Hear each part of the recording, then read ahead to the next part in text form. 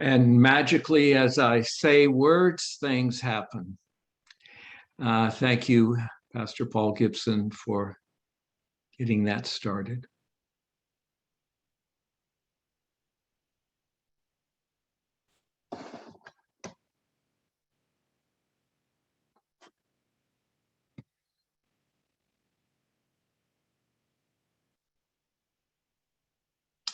Well, for those who don't know me, I'm Pastor Russell Meyer. I'm one of the co-chairs of the Just Love team of the Florida Bahamas Synod of the Evangelical Lutheran Church in America. We're the largest Lutheran denomination in Florida, part of the largest of the many Lutheran denominations in the United States. The Just Love team is our anti-racism team. We spent some time thinking about it before we named what we were about. We intend our name to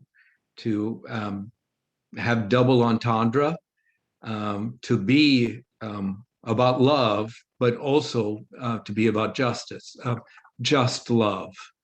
And at the end of the day, let there just be love between all peoples and all creation, as we believe there is just love between us and God. That's the good news that we understand through Jesus of Nazareth and Son of Mary. I first met Dr. Tinker when I was doing some work with the United Methodist Church several years back.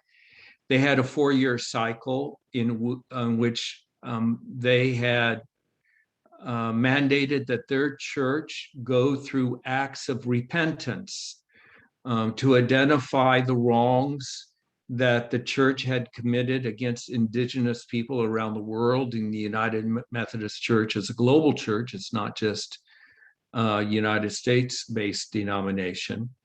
And during that 4-year period, in many locations, local Methodist churches met with local American Indians or the indigenous peoples wherever the church was located, and engaged in quite frank and direct conversations about the wrongs that had been done, and began the process of seeking repentance. And then when the Methodist Church had their 4-year meeting in Tampa, Florida, several years back, there was a global conference, a world conference, service of repentance, and Dr. Tinker was a speaker at that event.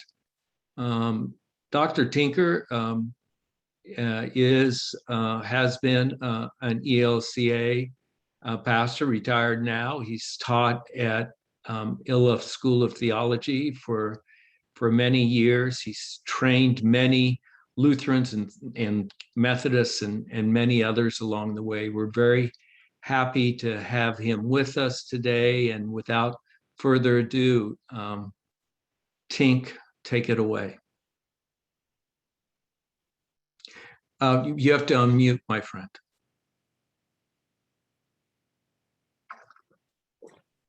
I'm pretty good at reminding other people of that. Make sure we acknowledge us. Thank you for that introduction. I'm going to start by calling upon my ancestors, the energy above and the energy below. Wakonda monchideski, wakonda utseta, dachi, dopo wakondaki. Make sure we acknowledge Ichikwa Ski-Ikwa. We are Yawatse with Chikwa the Dongyo. Ikoa. Calling the ancestors to come and just be with us for this little while and to touch my heart, my mind, my ears, so I can hear what you all have to say to me, in my mouth, that I might form words that are useful to all of you. One of the things I critique most decidedly these days is something that I call the Euro-Christian worldview. It's very complex, but one part of that worldview is that Euro-Christian people are deeply rooted in a notion of hierarchy, what cognitive linguists call an up-down image schema. And if I'm going to criticize that hierarchical structure in favor of what we prefer as Indians, our cultures have always been collateral egalitarian. As one colleague here in Denver argues, has for 30 years, Indian people have no bosses. We have people called Gallega, and white people who love to translate that chief, but they weren't chiefs, they weren't authoritarian powers. Their job was to reflect back the consensus of the community. If I'm going to take that seriously, I can't be invested in titles that demonstrate my hierarchy, whether that be Reverend, Doctor, or Professor Tinker. So I've long ago let go of all of that. And I prefer, as we engage in conversation, and I would like to do some Q&A at some point in this next hour, I prefer to be called Tink. I'll continue to call Dr. Meyer, Dr. Meyer.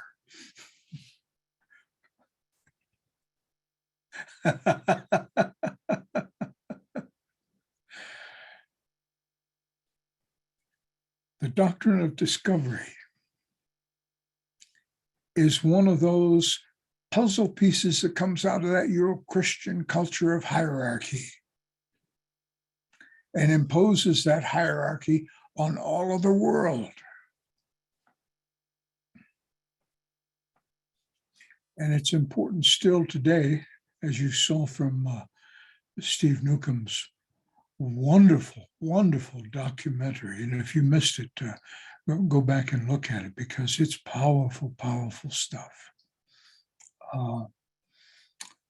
But as Steve pointed to later in his movie, the Doctrine of Discovery made its way into a Supreme Court decision as recently as 16 years ago in 2005 in Sherrill v. New York, when the majority decision was penned by everyone, every feminist's favorite liberal Supreme Court justice and every liberal's favorite Supreme Court justice, Ruth Bader Ginsburg, whom I have to say is not a favorite of American Indians because of that decision in Sherrill v. New York. It just reinforced the Euro-Christian hierarchy, reinforced the rules imposed in the law of Christian discovery, so that it doesn't matter whether we're talking Republicans or Democrats, conservatives or Republicans, Indians always lose. We can come back and revisit that, especially if some of you know something about the McGirt decision from earlier this year, which seems like Indians won. And in fact, it was Justice Gorsuch, the conservative Republican justice, who wrote that majority decision in favor of American Indians in Oklahoma, but we'll come back to that. I think for me, increasingly, as I reflect on these issues, I've come to see the Euro-Christian baptizing of the land as the original sin of the Christians when they invaded the Western Hemisphere.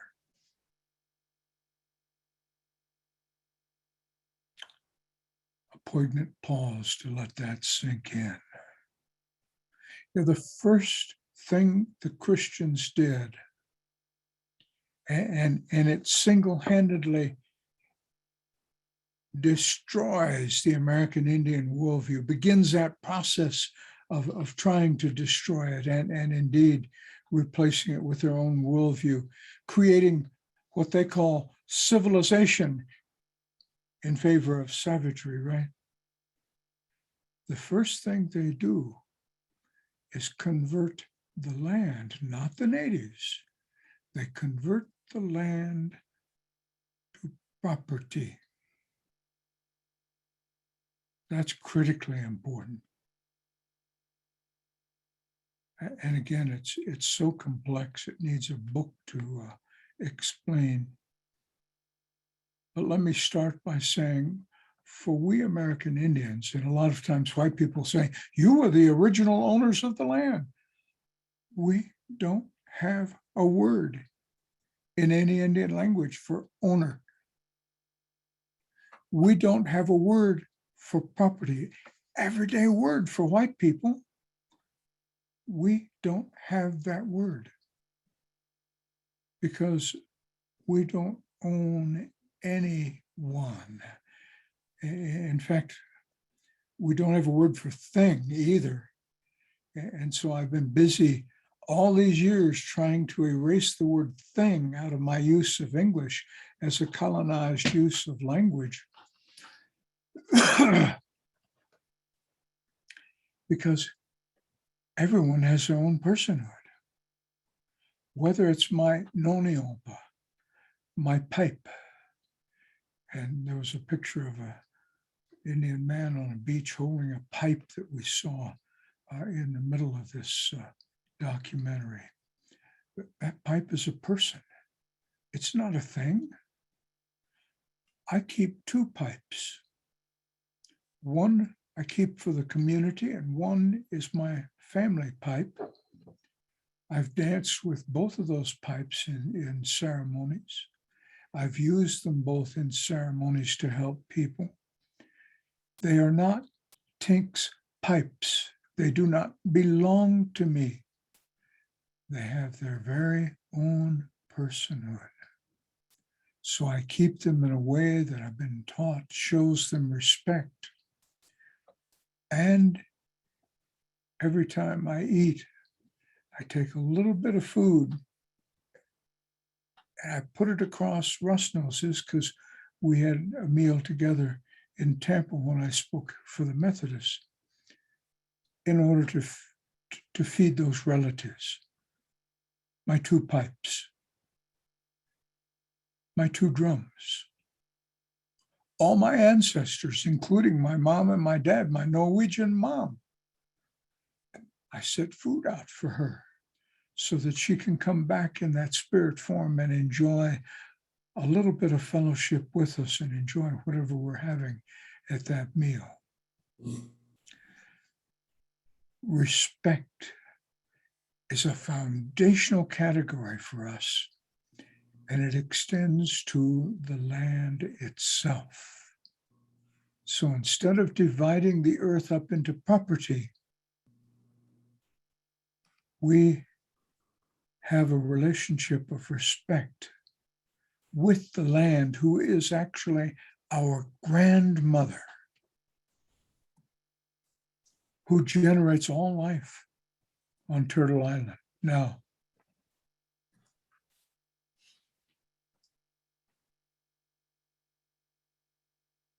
having respect for the land, having a relationship with the land, means we cannot even begin to conceive of dividing it up into parcels, building fences, and calling it private property.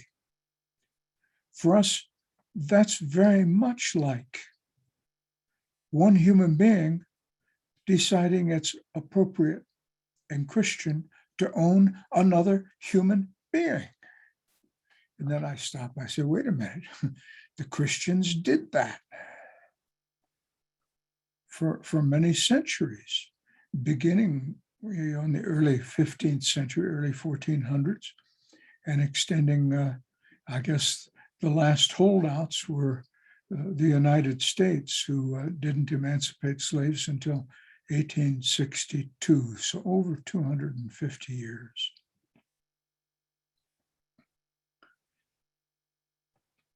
But owning property for us is the same deal. It's dividing up our grandmother into, private property. Now, the doctrine of discovery actually codifies property ownership. That's one of the reasons that the court case was conceived in 1823 in the U.S. Supreme Court. The court case in the documentary was named Johnson and Graham Lassese versus McIntosh, to determine who the proper owners were of a piece of land in southern Indiana.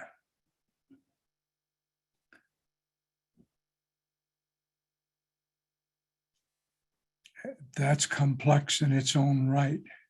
It was a made-up case besides, but that's a whole other story. I think for right now, it's enough to say it determined that the United States was the only appropriate negotiator of buying property from American Indians because of this law of discovery, what Steve Newcomb rightly calls the doctrine of Christian discovery, because the doctrine says the first Christian nation to set foot on a territory not yet ruled by a Christian prince can claim the sole right of ownership for all of that territory for his, and they were all male, his Christian prince or queen. Curious stuff.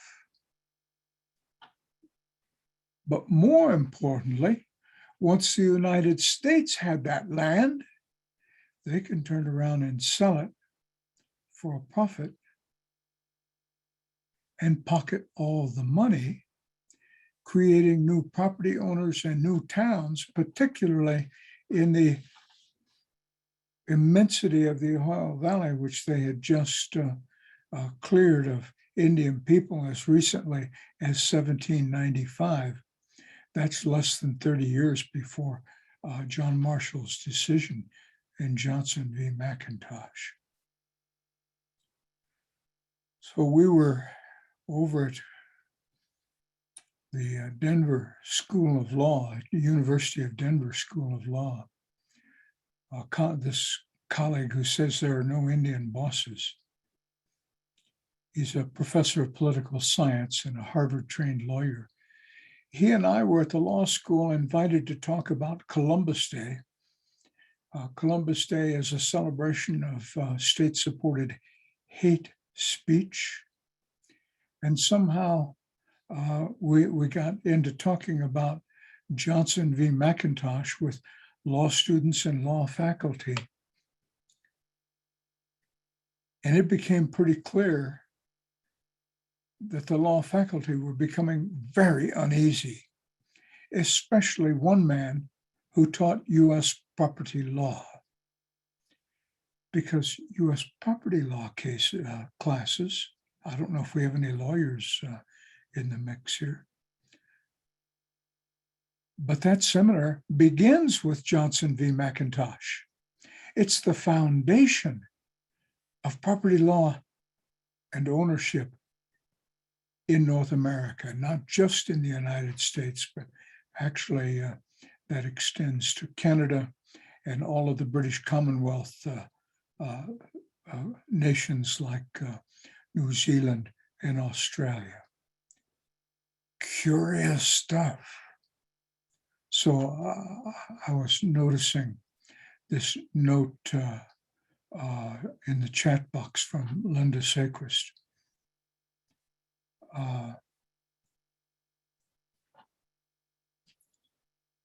Who I'm trying to recapture it real quickly here, and I'm not seeing the whole thing. There it is. Yeah, she said, I'm more appalled about this doctrine still being in place. It has to be abolished.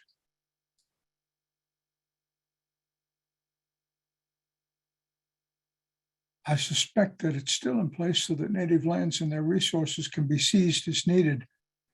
Just a guess, knowing that greed still exists in the shortage of natural resources, etc.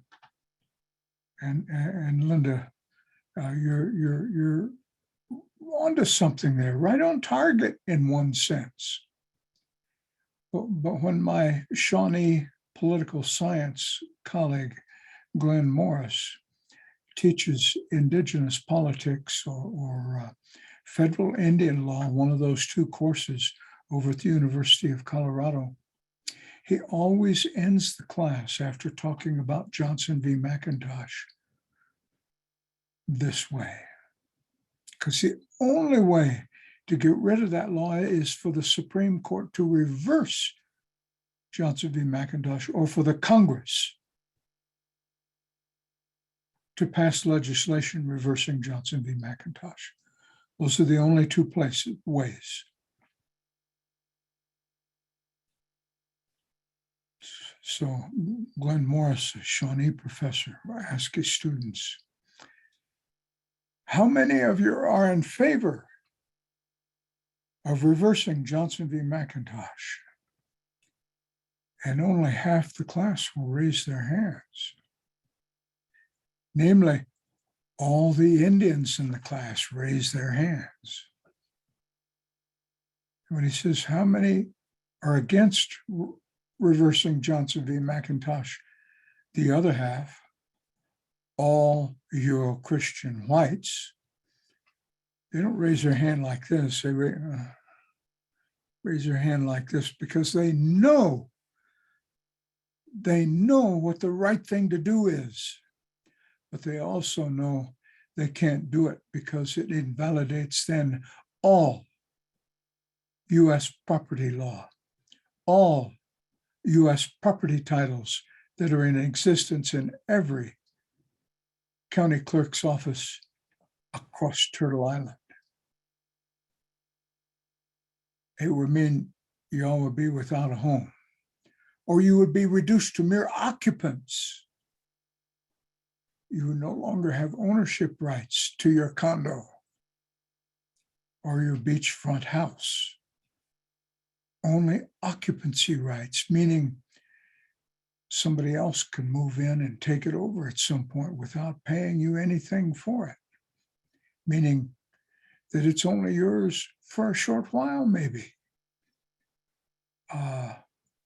You see the difficulty here? We have a whole colonized system predicated on discovery and on the legal decision of Johnson v. McIntosh. And it's going to be not an easy thing to upset that apple cart because it upsets the systemic whole. I want to say a little bit more about this, and then I want you all to engage me in some Q&A. That's right, Russ. We get Q&A? Yeah. The other thing I want to say, and this makes reversing Johnson v. McIntosh even more important, but not less difficult and problematic. The conversion of the land into property, I call it the original sin of the Christians when they first made their beachhead in the Caribbean, in Jamestown, Plymouth, Boston.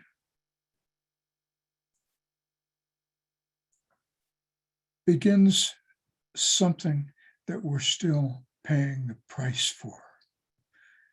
Because the other thing the Christians brought with them was this doctrine of radical Christian individualism. Now, y'all are Lutherans, and I was trained that way. So let me summon one of our all-time favorite Reformation doctrines, justification by faith.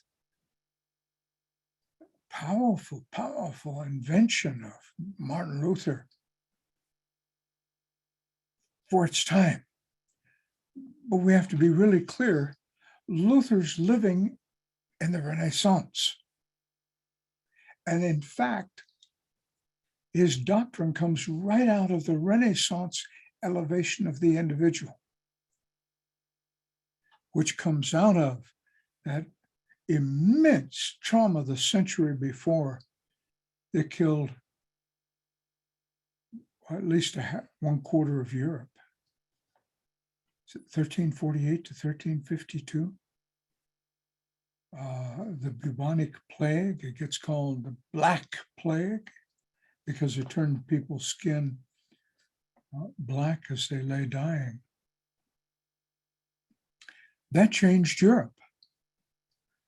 That trauma made for continent-wide PTSD. And what emerged out of the ashes of that in the Renaissance was this notion of the individual. For the first time in European history, painters, sculptors signed their work. Music composers signed their compositions. Before that, we only call it Gregorian high chant, right? We only have period names for it, or we call it, French music or German. But then in the Renaissance, we begin to put names to it. We have names like Telemann, and eventually Bach, who is an all-time favorite in Lutheran congregations.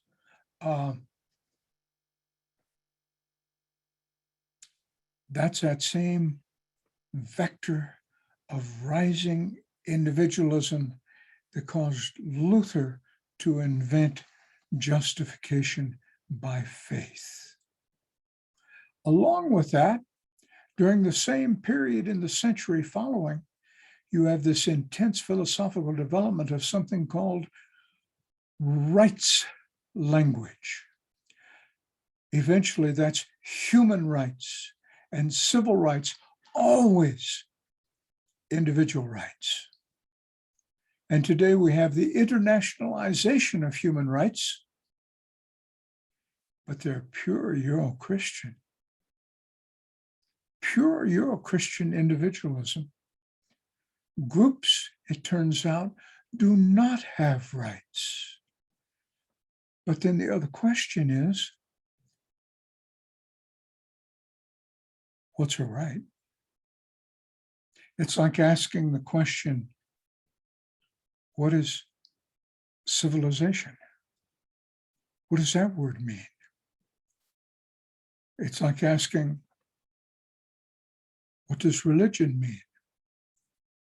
What does the noun constitution mean? What does democracy mean? What does freedom mean? All those are prime Euro-Christian nouns, but as nouns, they're deeply invested in a certain level of abstraction that means you have to have a lawyer in court to talk about them. We mortals can't engage that discourse in the courtroom. We have to hire somebody who's gone to Harvard Law School to argue the case for us because it's such an abstraction. I told you we don't have a word for property. Well, there's another abstraction. What does property mean? Something I own. What does ownership mean? Because it's rooted in that noun of ownership. Well, it turns out your Christian languages are all noun-based, and they're prone to abstraction. my language and all Indian languages are verb-based. And verbs are concrete action happening in the now. So that we don't have any of those abstract nouns in Indian languages.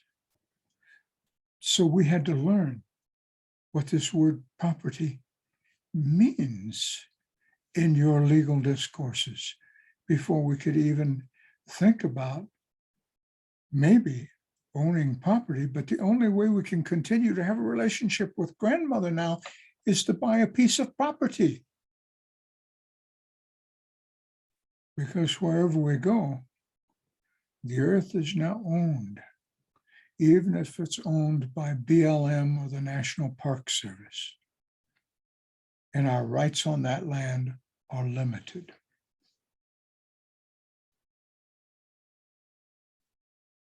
So rights language is individual. Now, Euro-Christian law did something else kind of curious. They decided to treat corporations as individuals, as persons. For Indians, that's weird. For us, the earth is grandmother. She's a person. The trees are persons. The squirrels and rabbits on my front green belt are persons. The birds that fly around, we had a stellar jay yesterday in the front. The magpies, the hawks that come around. We had an owl out there. Those are relatives, close relatives. My daughter is, she's 12, and a member of the Buffalo clan. Blinde Gromatowanton. I'm Eagle clan. All Eagle clan, but she came to us when she was 4 years old, and she's a Buffalo clan woman. That's her close relative. And their job is to maintain the relationship between the Osage people and the buffalo so that the Osages could hunt buffalo in order to feed themselves. But the other side of that is my daughter cannot eat buffalo meat unless it's in a ceremony. She abstains from buffalo meat, and the whole Buffalo clan did. They ate deer meat, elk meat, bear meat, turkey, everything else, but not buffalo meat. Kind of hard on old dad here, because when she moved in, I had to promise to no longer bring buffalo meat into the house, and no longer to eat buffalo when we're out together, even in a restaurant. And I love buffalo.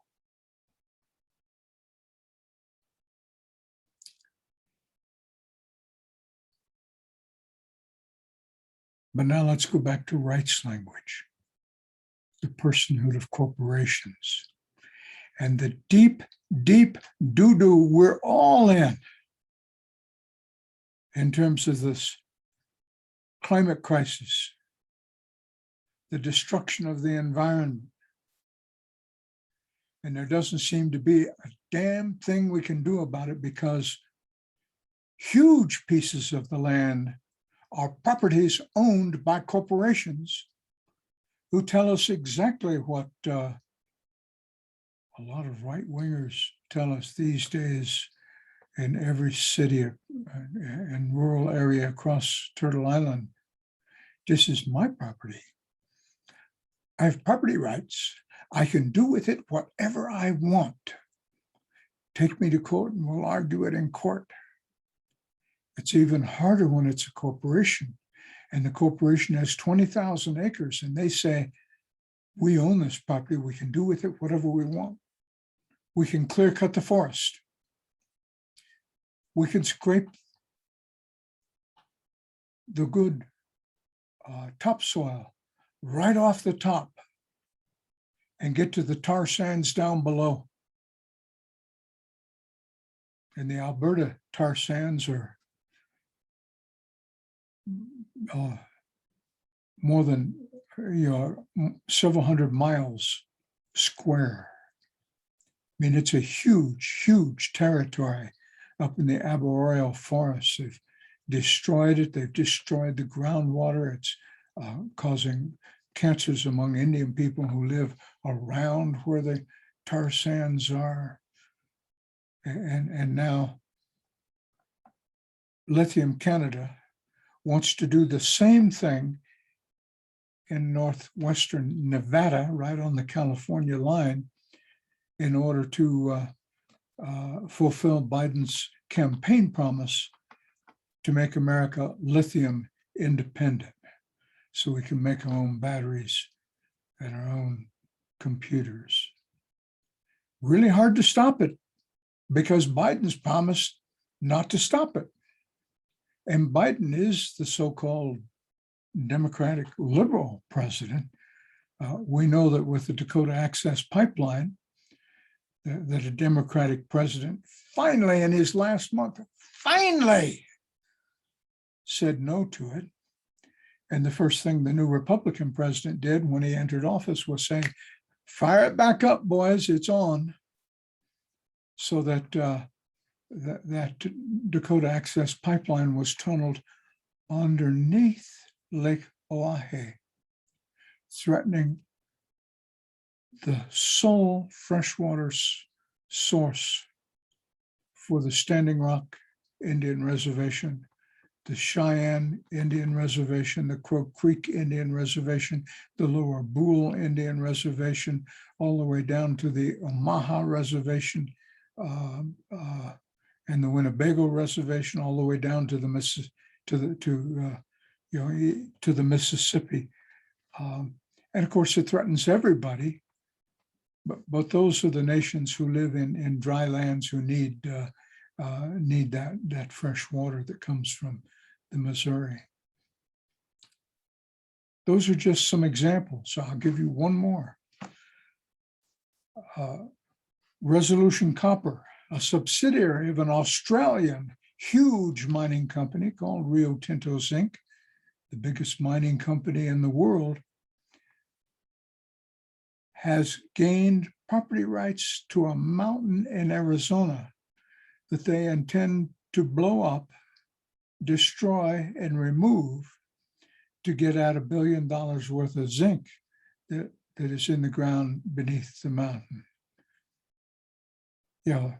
That mountain is sacred to San Carlos Apache people.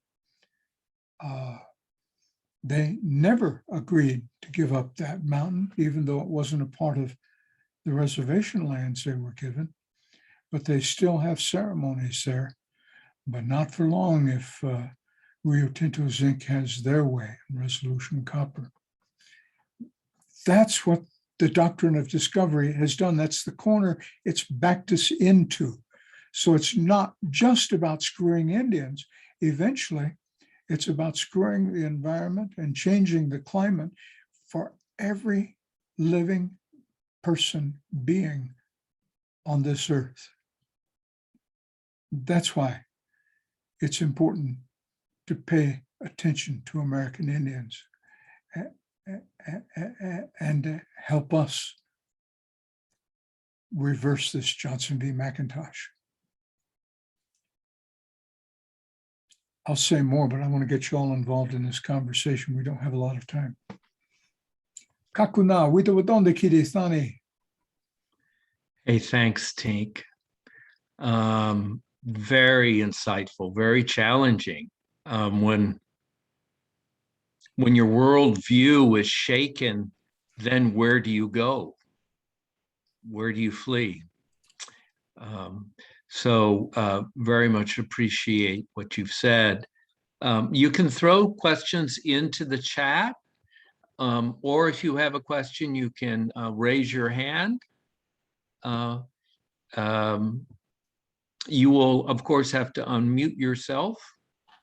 So I did notice that there were a couple of questions that had come up in the chat.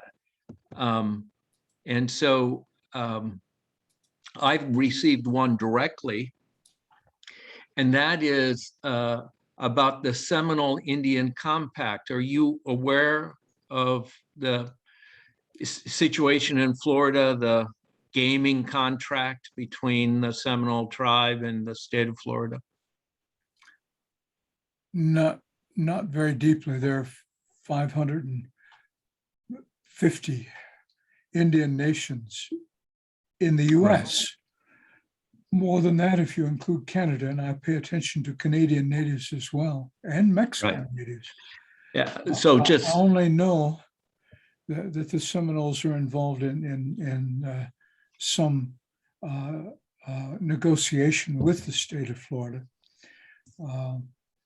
And that goes back to a change in federal law that happened in the 80s and 90s, giving states some negotiating power with native reservations over gaming.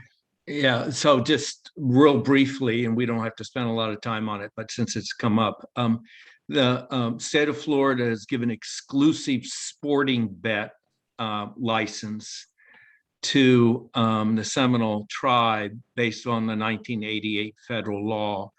And the most recent agreement says that can be done online, which means that local ordinance against betting would be circumvented. So we have cities and counties challenging the state and the compact that they have been superseded by an arrangement that allows betting to happen everywhere. So it's a lawsuit against lawsuit over where you can place a bet and how. But the state would receive several $billion out of about a fifth to a fourth of what is anticipated that the tribe would earn between now and I think 2051. I'll respond to it briefly, even though I haven't read intensely about it. I would support the tribe, obviously. They found a loophole, Indians did in the late 70s, in federal and state laws, because all the laws against gambling were state laws, not federal laws. And they said, wait a minute, we're on federal land here on reservations. And over the screaming and crying of states, they began to build casinos and making money.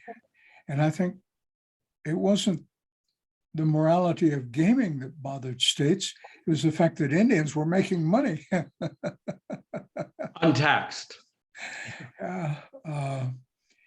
Not all nations make money from gaming, but some who are close to major centers like the Mashantuckets up in Connecticut have made a great deal of money, become extremely wealthy, and the Seminoles are among those who have. I'm not a great fan of the Seminole Nation of Florida. I'm much more in the camp of the Miccosukes. There is Let I'm me sorry, say go something ahead. about that. The bottom line is the Seminole Nation of Florida is far more along the timeline of colonization and seem to have little interest in fighting colonization itself, other than to have its own casinos and gambling. The Miccosukes have persistently resisted colonization. And there was a question in chat here. In this context, I want to say something about Jackie Ryan. Are there other options that can be pursued? Basically, what we need to be about is decolonization. I talk to Indians about this wherever I go in Indian country. We have to decolonize our minds. Critically important. Now, I'm about that process myself, and it's not just looking at words like property rights, civilization, etc. But there's some other everyday words that I've had to erase from my English language usage. I wrote an essay a year ago, 2 years ago maybe, about religious studies in American Indian people. I call it Religious Studies, the Final Colonization of American Indians. And it's available online, actually. You can find it, Tink Tinker, Religious Studies, and it should pop right up.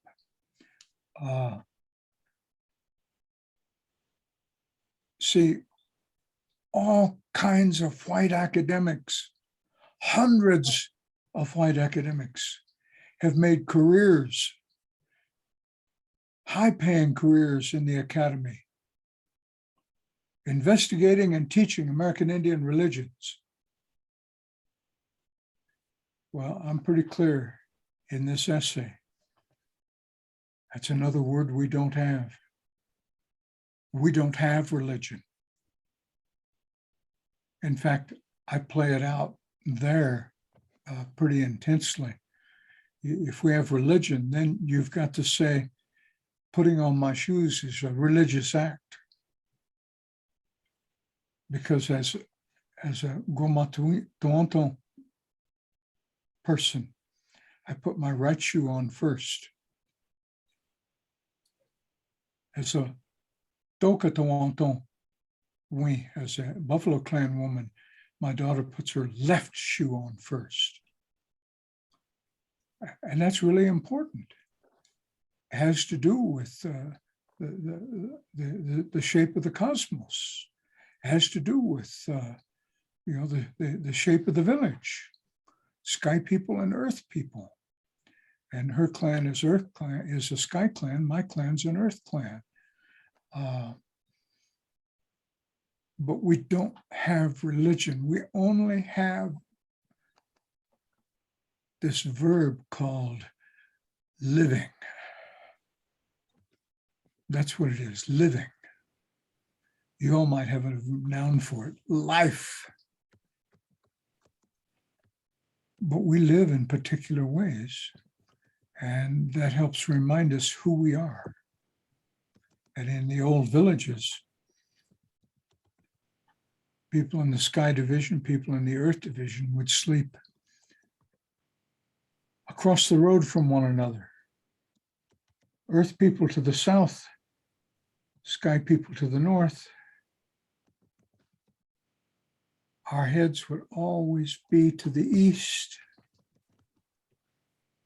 Again, sky people sleep on their left shoulder, earth people on their right shoulder, so that we're facing each other, even in our sleep, solving that armchair anthropologist from Paris, what was his name, Levi Strauss, and Yes. his infamous question, how can people be divided and united at the same time? Well, come talk to any Osage, we'll explain it to you.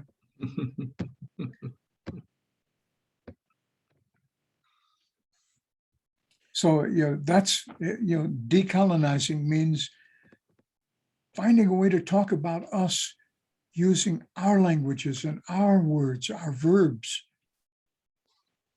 and rooting out all of those English words that are abstracts. My favorite one in the last 2 or 3 months has been the word it. Again, we don't have it in Osage.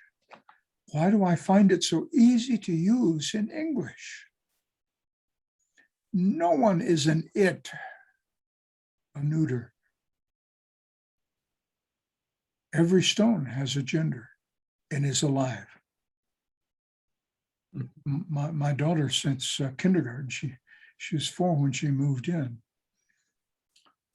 So since kindergarten, at least, she's had to explain year after year after year to her teacher, no, rocks are not inert, they're alive. And as she got more sophisticated in higher grades, no, rocks are not non-biotic. They're alive. She even had to do it in the American Indian Academy of Denver, where one of her STEM teachers was a non-native. And it meant I had a 2-hour Zoom conference with him, talking him through these issues and messing with his mind, because for him, it's the most automatic thing in the world. Rocks are inert, they're non-biotic. Don't be stupid, right? But she knows rocks, it's like trees. A Stony Indian 50 years ago said to people, do you know trees can talk? They can, if you know how to listen to them. And the same is true of stones.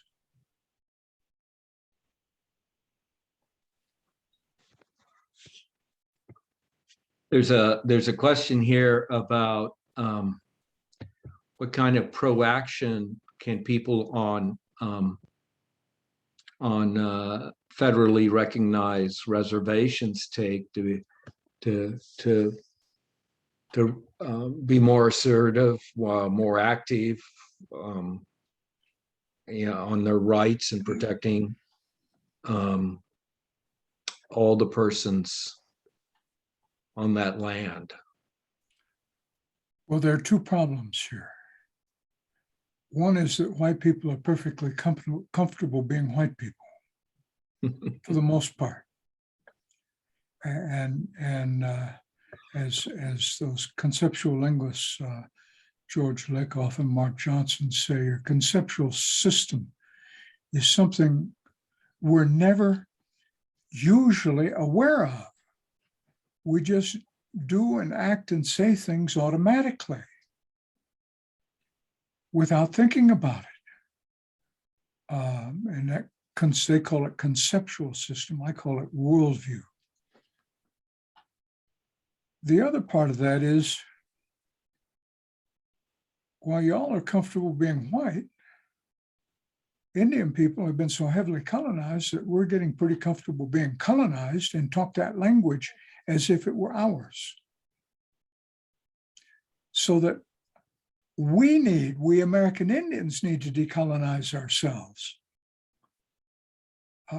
Not just urban Indians, but reservation Indians, especially those who go into reservation politics and become part of reservation councils and even chair people.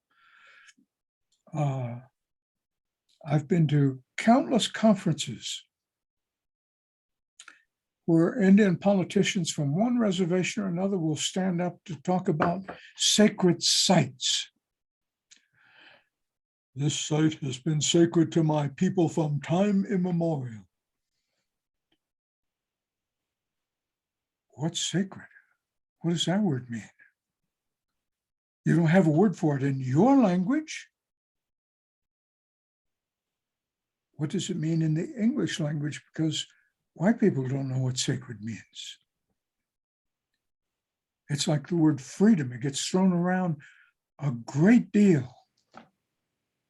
You know, the people attacking the national Capitol on January 6th were warriors for freedom. Really? What does freedom? Freedom's another one of those abstracts. No one knows exactly what it means. Indian people have a memory of what it meant to live free.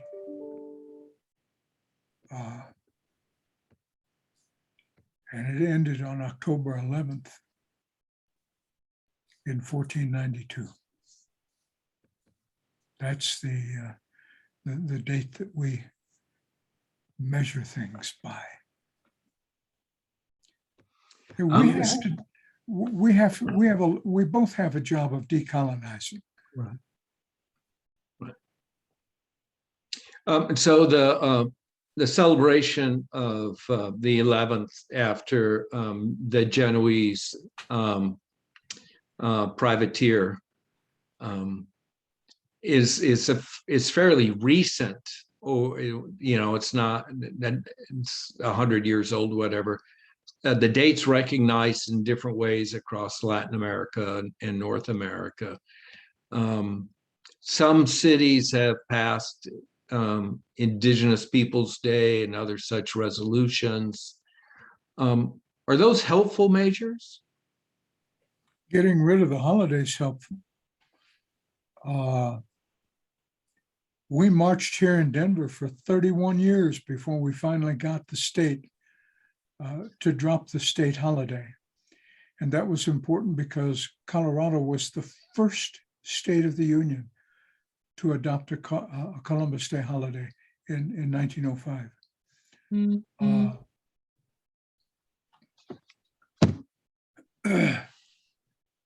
New York and Pennsylvania followed shortly thereafter, 1907. But they were state holidays.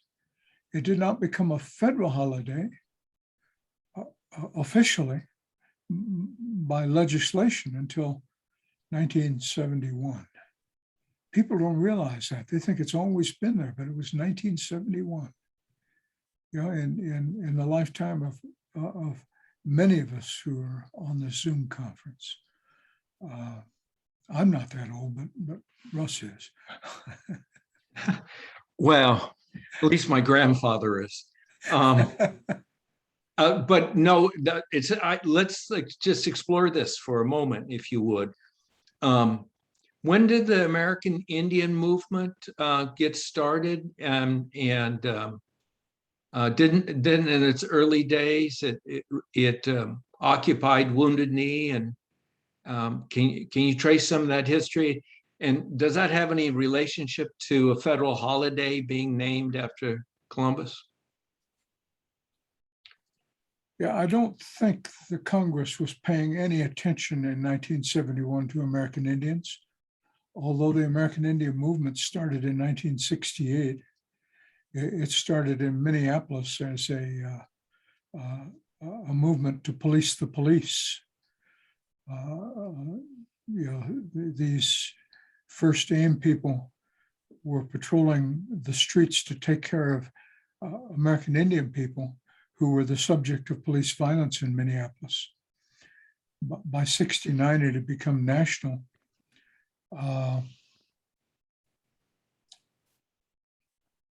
By 1969, 1970, Russell Means became a member of AIM, and he'd been leading protests already in the name of the city slips my mind. Whoever called their baseball team the Indians? Oh yes, Cleveland. Not anymore. Not anymore. I flew into Cleveland for the 50th anniversary of the National Council of Churches as a plenary speaker, invited by a Black bishop. And I wore a hat, Cleveland Indians hat with Chief Wahoo and a strikeout across. And the guy at the hotel where the conference was being held said, "Oh, you're not an Indians fan." I said, "Yes, sir, I am an Indian." And he looked up at my hat and he said, "Oh, yeah." I said, "I get it." He said, "Boy, have I got a room for you. They're paying for it. Let me put you up on the top floor in a suite." And that became Indian Central for the whole duration of the National Council of Churches conference. And I wore that hat when I spoke to the National Council of Churches. Steve Sidorik actually was there. He remembers that I wore that. And it pissed off a lot of those bishops. But that Black bishop who invited me was sitting right in front of me as I spoke. And he had the biggest grin on his mouth through the whole talk. Yeah, Cleveland. Russell was the head of the Indian Center in Cleveland. He led protests out at the Cleveland Baseball Park opening day every year. And that's when he became an American Indian member and very quickly became a leader in the American Indian movement. It was a couple of years after that, late winter or the first of spring in 1973, that Russell and company and other AIM leaders moved their meeting from Rapid City, South Dakota. They were trying to deal with unrest and the political situation at Pine Ridge Reservation. So they moved their meeting from Pine Ridge Village over to Wounded Knee Village, and they gathered in that valley down there just below the village and found themselves immediately surrounded by federal officers. And the media has always framed it, and framing is critically important, how you talk about something. The media has always framed it as AIM's occupation of Wounded Knee. It was no more an occupation than the 1890 Wounded Knee incident was an Indian occupation. In both cases, federal armies surrounded the natives. It was a siege in both cases. But to this day, the press calls it AIM's occupation of Wounded Knee. And that ended in May of, after 73 days of 1973.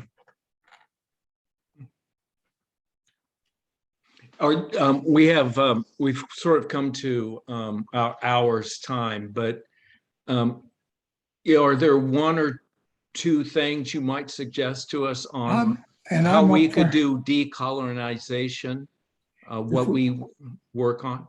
If we go over time a little bit, I'm certainly up for that. So, very good. Yeah. Well, the clock is running and nobody is stopping it.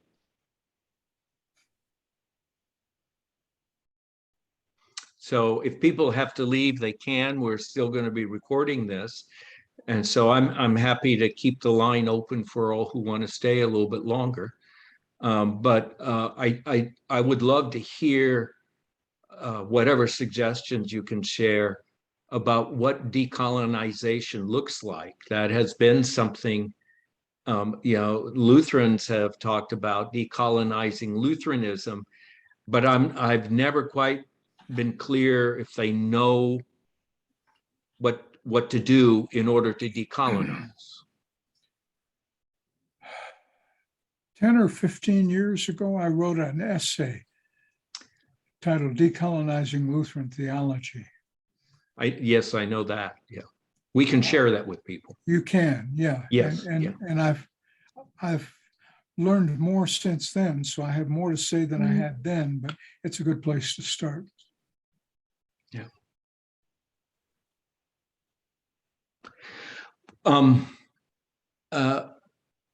In what can people do who don't live near an Indian reservation and are unaware of American Indians in their regular daily life? How do we move towards a deeper sense of respect in spite of the challenge of overcoming discovery? What would be some welcome steps that we could take?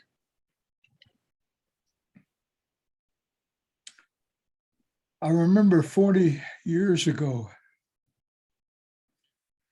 an Anishinaabe AIM member, Eddie Benton Benai,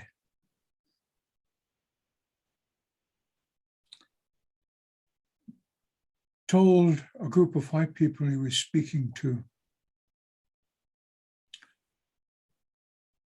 go home and plant a tree and promise never to cut it down. I live in a townhome community where it seems like they cut down more trees than they plant. Just stately old maples and ashes and oaks. They just cut another one down yesterday.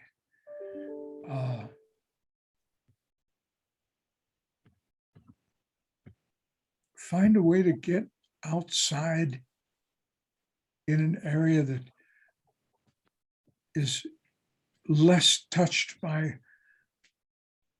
urban Euro-Christian development realities, that seems less like property, and just sit. Or as the first director of the ELCA Multicultural Commission, African-American gentleman, I can't remember his name offhand because it was a long time ago now, remembered I told him, and he used to tell people this story across the continent. I would take my son, one or both of them, and say, let's go for a walk in the woods and not talk.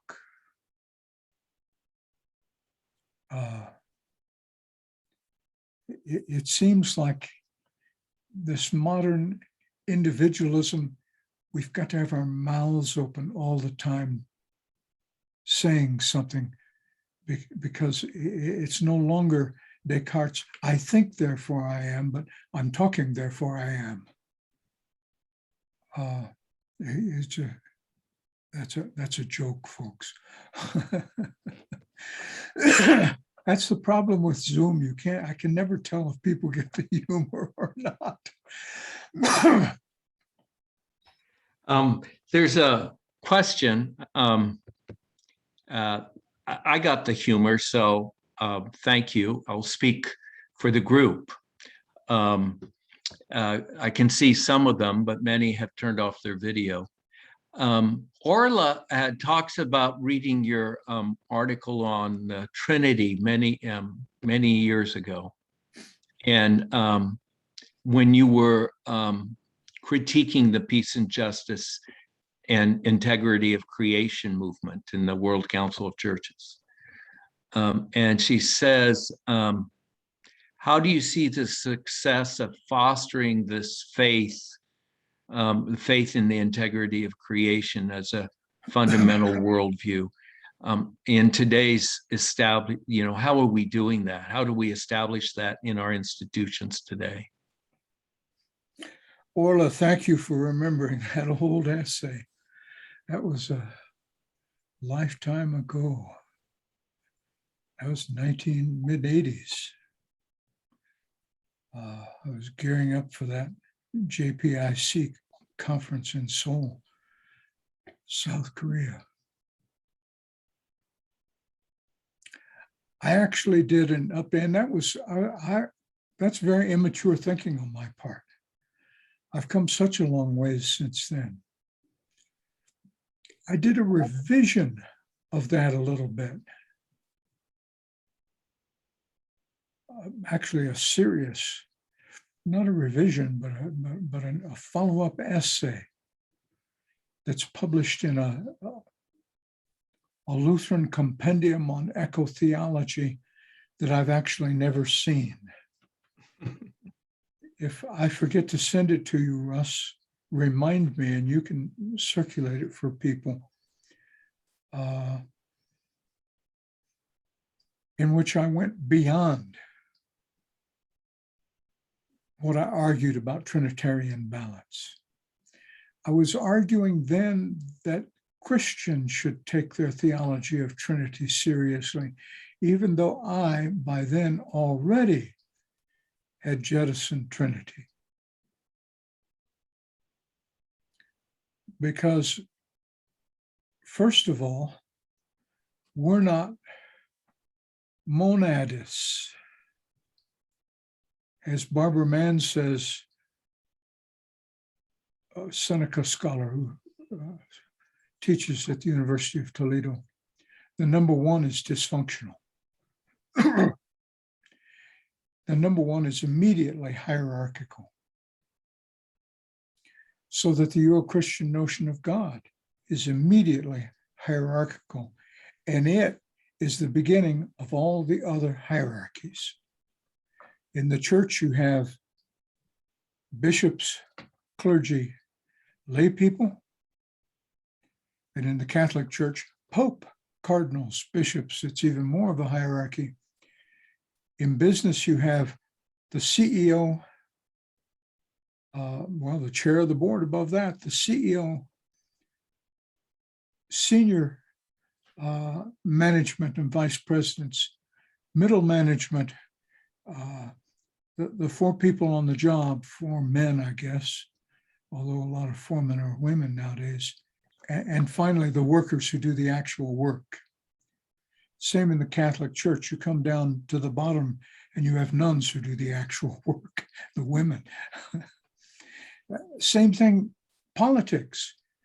You have a president or prime minister, and you work your way down to Parliament or Congress, to the justices of the Justice Department, to the states or provinces, and eventually you get down to the plebiscite, the people themselves, who are controlled by that hierarchy. So that the theological notion of God absolutely helps build that whole worldview of hierarchy. And people always want to know, Tink, what's your Osage word for God? I said, we don't have one. Everyone has a word for God. What do you mean? Because it's such an innate, intuitive thing in the Euro-Christian worldview. Everybody must have it. But Osages only get a word for God when the missionaries move in and they pick one of our words. And they say, okay, this is your word for God. Well, unfortunately, it destroys the original meaning of that word, Wakonda, so that we can't use it anymore.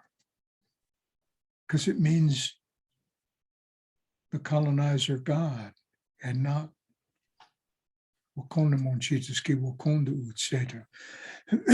Barbara Mann is really good at describing the need for two, twinship. Everything is paired, usually male and female. So Wakonda Monchita is grandfather, Wakonda Utseta is grandmother, sky and earth. And then beyond the number two, our next important number is the tetrad 4.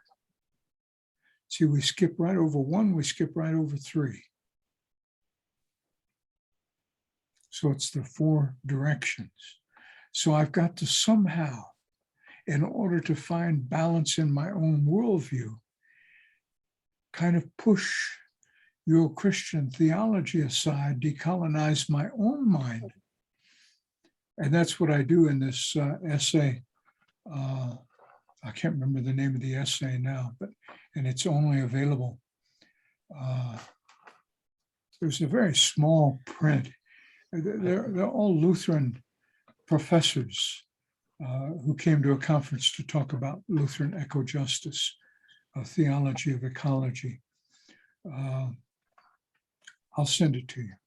Send it to me and we'll share it with people. This has been just a delightful exchange. And I want to express thanks and gratitude to those who've stayed with us. And I can tell they've been very, very intent in listening to everything you've said, and to the movie as well. And we'll have a lot of conversation coming out of this moving forward. I'm sure we'll find ways to follow up. We are looking, and let me just say this to everybody's a benefit as well, that we are looking to find a way for Tink to come to St. Petersburg and have some more conversation around the decolonization work that we all must do, and to learn the wisdom that has been present in our communities in spite of the colonization that has happened. And so we look forward to how that comes about. And so, Can I you know, say, share. Russ, one thing Yes, about that? please. Yes. I hate this Zoom venue, this digital venue. I'd much rather be in person with all of you. This is a poor substitute for that. So if we can do that, I look forward to it. But thank you anyway for the invitation, Russ, because I at least got to meet these people at a distance. Well, we're going to see if we can get you here when the snow is deep and cold in Denver, and maybe your granddaughter will really want to join you.